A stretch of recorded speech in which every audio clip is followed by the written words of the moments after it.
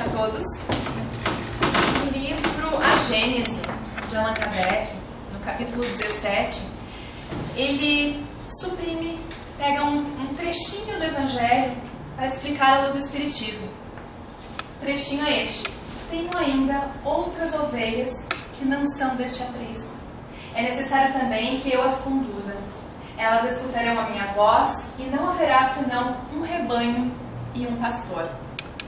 É um trecho retirado do Evangelho de João, capítulo 10. Palavras que teriam sido ditas por Jesus. Jesus, à sua época, como na leitura que o Wilson nos fez, utilizava-se de parábolas, muitas vezes de exemplos de cores fortes, de cores vibrantes, mas ele principalmente utilizava histórias e coisas do cotidiano. Se utilizava de exemplos que eram muito conhecidos do povo, dos usos da época, dos costumes. Uma das profissões mais conhecidas da época eram justamente os pastores.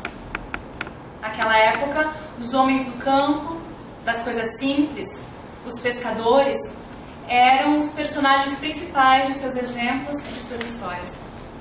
Hoje em dia, quando falamos em ovelhas, em rebanhos, em pastores, talvez ainda estejamos um pouco distanciados dessa realidade, salvo nós, que viemos do interior, tenhamos um pouquinho mais de proximidade com as realidades do campo. Ainda assim, a realidade do campo, a época, é um tanto diferenciada da realidade de hoje. Hoje, os agricultores, os pastores, os agropecuaristas, eles têm internet em casa, luz elétrica, água encanada, muito mais moderno. Na época de Jesus, era um pastoreio muito mais primitivo. Se nós falamos hoje em dia em ovelhas, em rebanhos e pastores, muitas pessoas mais rebeldes até torcem o nariz. Como assim? Eu não quero ser ovelha. Normalmente temos alguém, quando citamos que alguém é quase como um cordeirinho, muitos de nós temos a impressão, o sentido pejorativo de alguém que é facilmente manipulável, facilmente dominável. Temos essa má impressão de ovelhas, de pastores, talvez pela história que tantas vezes na religião ou na política se utilizou da dominação, realmente. Mas Jesus, não era essa a conotação que tinha na época. Podemos observar que era uma linguagem muito própria do Evangelho, mas também do Velho Testamento. Se observarmos os profetas, um dos salmos mais conhecidos e de grande beleza poética é o Salmo de Davi, que principia dizendo: o Senhor é meu pastor e nada me faltará. São linguagens poéticas, delicadas. Quando Jesus fala de pastores e ovelhas, ele está primeiramente se referindo a uma linguagem já bastante conhecida, a exemplos já bastante habituais do Velho Testamento. Também Jesus, ele se autodenomina como o bom pastor, porque haviam também os maus pastores da época. A Pedro, um pouco antes do seu desencarne, Jesus pergunta a Pedro 3 vezes se ele o ama, ao que Pedro responde que sim. Então Jesus lhe pede: então Pedro, apacenta as minhas ovelhas, cuida das minhas ovelhinhas. Se utiliza novamente do mesmo exemplo. Também nos evangelhos, Jesus teria a parábola da ovelha perdida, significando aquele pastor que vai atrás da ovelha desgarrada, mesmo com todo o rebanho salvaguardado. Ele não descansa, vai atrás da ovelha desgarrada, não sossega enquanto não a encontra. Ela carrega a ovelha em seus braços e se alegra quando a traz de volta para aprisco, junto com as demais. Em símbolos, em exemplos. À época, os pastores eram tidos como... Jesus utilizava os pastores como exemplo, principalmente pela ternura que os pastores tinham por suas ovelhas. Não é como hoje em dia em muitas granjas, que são vários animais nas cercas, que podem apenas serem recolhidos ao entardecer. O pastor, à época, ele vivia o dia inteiro com suas ovelhas. pernoitava no campo à noite para cuidar delas. Durante a temporada de verão, carregava as ovelhas para pastagens mais verdes, porque elas muitas vezes não tinham a condição de encontrar o seu próprio alimento. Eram animais muito dependentes, ainda são animais muito dependentes. Quando não havia água disponível, o pastor carregava seu balde, conseguia um poço e ofertava água às suas ovelhas. Tinha uma relação de cuidado, de carinho, de afeto. Nomeava cada uma das ovelhas. Elas conheciam a voz do pastor, não temiam. Se o rebanho ouvia um uivo de lobo durante a noite, ou chacais que rondavam o rebanho, a voz ou a flauta do pastor é que acalmava as ovelhas. Então era uma relação de cuidado, de carinho, de afeto. Por isso o exemplo tão recorrente que Jesus nos traz. Também nós podemos sim ser comparados a ovelhas. As ovelhas muitas vezes andam descuidadas, tanto do pastor quanto do próprio rebanho. A única coisa que às ovelhas interessa é a próxima moita de capim. Aonde elas vão encontrar capim mais macio, e elas andam descuidadas apenas procurando o seu alimento. Nós também podemos ser comparados a essas ovelhas que andamos tantas vezes descuidadas. Muitas vezes procuramos apenas o nosso alimento, a satisfação das nossas necessidades mais imediatas, dos nossos desejos, daquelas coisas mais materiais, e lá pelas tantas, distraídos, acabamos nos despenhadeiros, nos espinheiros, em abismos, ou às vezes nas garras de lobos. Nos descuidamos no nosso dia a dia, e quando o sofrimento se abate, se achega a nós, é que lembramos do pastor. Lembramos do carinho de Deus, dos cuidados de Jesus para conosco. Mas não são as ovelhas que costumam prestar atenção no seu pastor, e sim o pastor que tem um cuidado com suas ovelhas. Também no Velho Testamento, os profetas citam os exemplos de pastores que dão a vida por suas ovelhas, de pastores que enfrentavam ursos, leões, expunham a própria vida para salvar a vida de suas ovelhas. Não é nada extravagante se pensarmos na atualidade aquelas pessoas que dedicam um extremo amor, um extremo cuidado aos seus animais de estimação.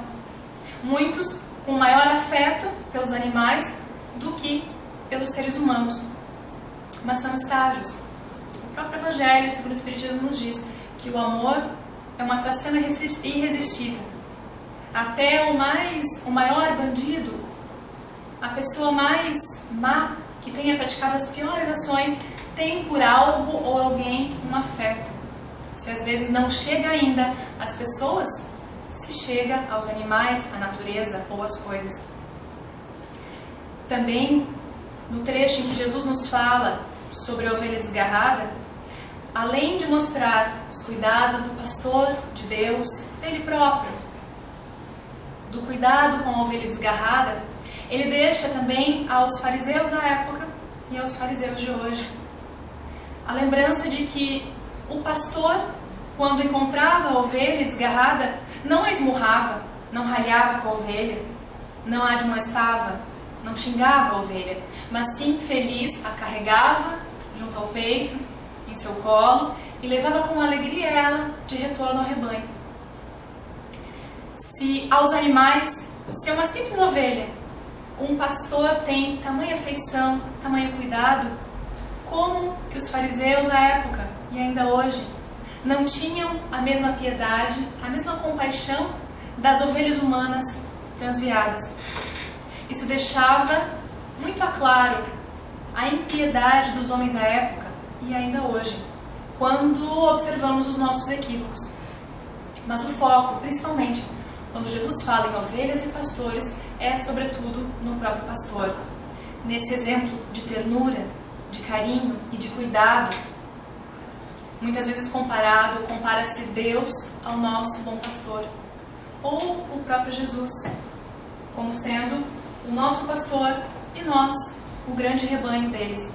Ele próprio dizia que haviam ovelhas que não eram daquele aprisco, e que ele deveria ir até elas. E que um dia haveria um só rebanho e um só pastor. E é o que Kardec nos traz em A Gênese. A Gênese foi escrita em 1868. E nesse trecho é de surpreender-se a atualidade. Após esse trecho que ele destaca, Kardec nos diz: por estas palavras, um só rebanho e um só pastor, Jesus anuncia claramente que um dia os homens se reunirão numa crença única. Mas como essa unificação poderia se fazer? Imaginemos todos nós com uma crença única. Parece quase uma utopia. Todos com pensamentos diferentes, com crenças diferentes, hábitos, nações, religiões, pensamentos diferentes. Como uma crença única? Como é que nós vamos todos nos reunirmos em uma crença única? Sermos um único rebanho com um só pastor? Muitas religiões pensam que essa crença única se dará pelo domínio de uma delas. Todos vão professar no futuro a mesma religião? Não haverão religiões diferentes? Talvez não seja bem assim. Kardec nos diz ainda: a coisa parece difícil se consideram as diferenças que existem entre as religiões, o antagonismo que elas mantêm entre os seus adeptos respectivos, a sua obstinação em se crerem na posse exclusiva da verdade. Filosofias, religiões, indivíduos, muitos de nós lutamos para ter a posse exclusiva da verdade, a termos sempre a razão, a acharmos que a nossa ideia é superior à dos demais.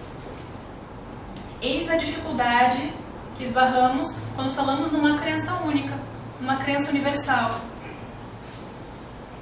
Ele diz ainda: todas querem muito a unidade, mas todas se iludem de que ela se fará em seu proveito e nenhuma entende fazer concessão em suas crenças.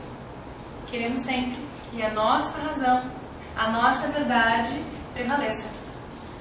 Raramente concedemos, fazemos concessões da nossa posição, das nossas visões, para pensar que sim, de repente, as outras religiões têm parcelas de verdade que a minha não alcança. Ou explicam de outra forma o que a minha também professa. Diz-nos Kardec ainda que uma das razões para que haja tamanhos antagonismos entre as religiões é justamente a de acharmos que cada religião tem um seu Deus particular. E que esse seu Deus particular é o melhor, é o mais poderoso, é aquele que vai subjugar as demais. Nos esquecemos de que, isso Kardec nos diz, seja com o nome de Alá, de Jeová ou de Deus, todos falamos do mesmo Deus. São apenas nomenclaturas diferentes. Se nos cremos filhos de Deus, que somos criados por Deus, somos de fato todos irmãos. Do contrário, haveriam diversos deuses para criar diversas pessoas em diversas religiões. Mas e então, no momento em que eu troco de religião, como fica isso? Uma confusão. Mesmo aquelas pessoas que dizem não crer em um Deus, mas que têm um respeito profundo pela natureza, ou um respeito profundo pelos seres humanos, esses também creem em Deus. O seu Deus se chama natureza, ou se chama humanidade. São apenas pontos de vista diferentes. São nomenclaturas, formas de encarar uma mesma realidade. A partir do momento em que nós pararmos de achar que a minha nação é a melhor, o meu povo é o escolhido, a minha religião é a que contém a verdade, mas pararmos para observar as várias verdades que estão em cada ser humano, em cada religião, em cada filosofia, em cada ideia. Assim conseguiremos ter uma crença mais comum e alcançar a unidade. Kardec nos diz: a unidade se fará em religião como tende a se fazer socialmente, politicamente, comercialmente, pelo rebaixamento das barreiras que separam os povos, pela assimilação dos costumes, dos usos, da linguagem. Os povos do mundo inteiro já se confraternizam, como os das províncias de um mesmo império. Pressente-se esta unidade, ela é desejada. Se Kardec tivesse escrito isso hoje, não deixaria de ser tão atual. Em 1868, não havia ainda a internet, a globalização, a comunicação em segundos. E já havia o princípio da queda das barreiras entre os povos, na sociedade, na política, como nas religiões. Estamos cada vez mais conectados uns com os outros, virtualmente ou pessoalmente, mas ainda temos muitas barreiras. Muitas já caíram. Cada vez mais estamos por dentro dos costumes de outros povos, os hábitos de outros países, muitas vezes são os mesmos que temos aqui, ou se disseminam. Inicia muitas vezes através do comércio, como no passado, das grandes navegações. Mas essa unidade não se faz, ainda nos diz Kardec, não vai se fazer através de cima para baixo, ou de um decreto, ou de instituições, de algo oficial. Kardec nos diz, em lugar de tomar o seu ponto de partida de cima, de algo, de um campo oficial, o tomarão de baixo, pela iniciativa individual. Para que tenhamos crenças comuns, que sejamos um só rebanho, tenhamos um só pastor, é necessária a nossa iniciativa individual. Não podemos esperar que uma religião se apresente e domine a maioria e que todas as demais se rebaixem. Ou uma forma política, ou uma forma social. As diferenças existem para serem complementares. Não haverá uma única religião no futuro. Haverá sim, nos fala em crença comum. Talvez as ideias de todas as religiões, de toda a sociedade, de todas as filosofias, da ciência, todas elas sigam a mesma destinação, o mesmo rumo. Talvez a crença na vida após a morte, na vida eterna, na existência do espírito, sejam crenças comuns, normais, habituais, onde todas as nossas instituições vão se pautar por essas crenças mais transcendentes, onde todas as instituições vão se pautar por regras de honestidade, de caráter, de ética. Não necessariamente uma instituição que vá dominar as demais, mas sim crenças comuns, ideias comuns. Mas isso só se faz através da nossa iniciativa individual. Quando nós, pessoalmente, encaramos aos outros sem distinção. Sem pensar que, puxa, ele não é espírita, então deixa assim. Ou, mas essa pessoa é de outro estado, ou é de outro país. Quando encaramos, quando sabemos da nossa perspectiva agora do espiritismo, quando sabemos que nós vivemos vidas sucessivas, temos diversas reencarnações, reencarnamos em diversos corpos, em diversos locais, em diversos países, as barreiras não fazem mais sentido. Da mesma forma que agora estamos aqui, encarnados no Rio Grande do Sul, talvez tenhamos em outra encarnação vindo do Acre. Talvez viremos, em breve reencarnação, nascer na Bahia. Ou talvez em outros países. De repente, já vivemos no Japão, iremos viver depois na Alemanha, talvez na África, e assim sucessivamente. Por que haveríamos de ter preconceitos com outros povos, com outras culturas, se a qualquer instante posso eu estar novamente numa cultura diversa da minha? As culturas, as religiões, as filosofias são nada mais que ferramentas do espírito. São instrumentos que o nosso espírito se serve para os aprendizados necessários. Ou quando reencarnamos no corpo masculino ou no corpo feminino, sempre para aprendermos o que essas condições podem nos trazer de melhor. A nossa iniciativa individual é que vai pautar e vai conseguir alcançar um só rebanho e um só pastor. Todos com o mesmo ideal, a mesma crença, não as ideias iguais, idênticas, não no sentido pejorativo de ovelhas, como quando criança ouvíamos a historinha da ovelhinha Maria vai com as outras, que tudo que as outras faziam, ela fazia igual e se metia em encrencas. Não nesse sentido. No sentido de sermos pastoreados por Jesus, por Deus, ou por outro espírito mais evoluído que tenhamos afinidade, mas que vai nos conduzir com ternura, com carinho, com afeto. Tantas vezes, em momentos da vida, nós próprios também somos pastores. Uma mãe, um pai de família ou um avô que é o responsável por seu núcleo familiar conduz aqueles ao seu redor, suas ovelhas, conduz eles em segurança. Um chefe de empresa ou de uma repartição, de qualquer departamento, pessoas que têm sob sua responsabilidade coletividades, sejam pequenos grupos ou grupos grandiosos. Todos têm as responsabilidades de um pastor. E assim como à época de Jesus existiam os maus pastores, que eram aqueles que ganhavam, eram pagos para pastorear e tinham fama de, por serem pagos, não cuidar tão bem das ovelhas como aqueles pastores que não eram pagos. O bom pastor, os bons pastores, davam a sua vida por suas ovelhas. De certa forma, pensemos como nós, como pequeninos pastores daqueles núcleos aos quais Jesus nos confiou as ovelhinhas, como estamos lidando?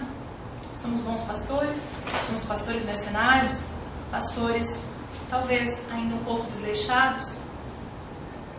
Conduzimos as nossas crianças, os nossos jovens no caminho do bem, seguros, firmes? Quando erram, conseguimos, como um bom pastor, colher a ovelha de encontro ao peito, alegrar-nos por trazê-la de volta ao aprisco em segurança? O bom pastor já naquela época, não conduzia suas ovelhas com agressividade, não haviam cercas. Ele conduzia as ovelhas com sua voz, com sua doçura, com um carinho e com a ternura. As ovelhas confiavam nele, se afastavam de estranhos, mas do pastor, que era bondoso, as alimentava, as cuidava, elas se aconchegavam aos seus pés, dormiam junto a ele. A nossa iniciativa individual como pequenos pastores ou como ovelhas que buscam a voz do divino pastor é que vai de fato fazer a diferença e que vai conseguir instituir na Terra, no planeta, um só rebanho, um só pastor. No livro Contos e Apólogos, de Chico Xavier, o irmão X nos traz um momento em que Jesus encontra um candidato a discípulo, um candidato de extremas capacidades intelectuais, um jovem rapaz afoito. Jesus o recebe com tranquilidade, com alegria, com afabilidade. Ele se candidata a trabalhar então nos serviços da Boa Nova, da implementação da Boa Nova na Terra. Era seduzido pelas palavras de Jesus, pelos seus exemplos, e ele vai em busca de maiores informações sobre o que seria o plano desse novo reino a instituir-se na Terra. Jesus começa então a lhe explicar quais são os objetivos da Boa Nova e do Evangelho na Terra, que seria a luz das nações, consolidando uma época de paz, de tranquilidade, de fraternidade entre os homens. E o servo impaciente começa a inquirir Jesus, a fazer inúmeras perguntas, tão intelectualizado que era, quer conseguir mais informações sobre esse reino. E ele inicia perguntando: Jesus, mas afinal de contas, como é que vai se instituir esse reino na terra, onde os gentios e os judeus formarão uma só nação, um só rebanho, um só pastor? Quem presidirá toda essa empreitada na terra? Jesus responde: o nosso Pai Celestial é quem presidirá a nossa tarefa na terra. E ele se preocupa, mas em relação à dominação romana, como faremos em relação a essa dominação? Seremos ainda dominados pelos romanos? Jesus simplesmente responde: lidaremos com a dominação romana, com trabalho e com cooperação mútua. O candidato se impacienta e procura cada vez mais fazer perguntas a Jesus, tentando entender aquela proposta inusitada. Ele se preocupa com as perseguições, mas e as perseguições do Sinédrio? Se os religiosos da atualidade nos perseguirem, como agiremos? Agiremos com um perdão incondicional à ignorância. Mas e disporemos de dinheiro e haverá pessoas intelectuais à nossa disposição? Contaremos apenas com os homens de boa vontade no planeta. E quais os direitos que os nossos candidatos, que os servidores terão? O direito de servir sem exigências. A cada resposta de Jesus, mais ele se inquietava, mais ele se impacientava. Mas e quanto tempo toda essa empreitada demorará? Em quanto tempo iremos implementar o reino de Deus aqui na terra? Demoraremos o tempo que for necessário. E o salário? Qual o salário que o servidor haverá de aspirar? O salário será a alegria de servir. E haverá partidos? Qual o partido que haverá então? Deveremos seguir partidos aqui na terra? O nosso partido será o partido daqueles que trabalham de boa vontade. E ele começa a crivar cada vez mais Jesus de perguntas, ao que Jesus continua sorridente, apenas observa, apenas o olha. E ele cada vez mais, com mais perguntas e mais perguntas, Jesus não lhe responde. Ele diz: mas Senhor, por que não me esclareces? Jesus apenas se aproxima dele, toca os seus ombros inquietos e lhe diz: retorne quando estiveres pronto a servir e a colaborar.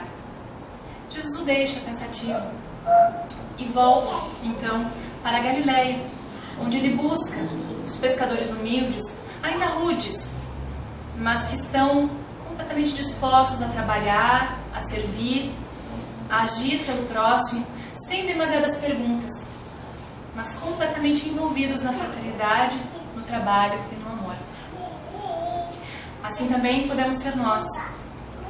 Se vamos nos impacientar, nos inquietar com perguntas, com explanações, ou se vamos aderir à proposta de Jesus, de colocarmos as nossas mãos no trabalho do bem, de darmos a nossa proposta pessoal na implantação do reino de Deus, de um só rebanho e um só pastor.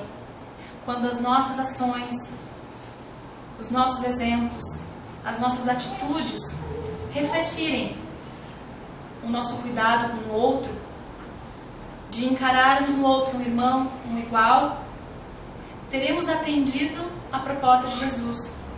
Estaremos seguindo a voz do pastor. Como disse Jesus, para que implemente-se o reino de Deus nos nossos corações e na terra, teremos o tempo que for necessário.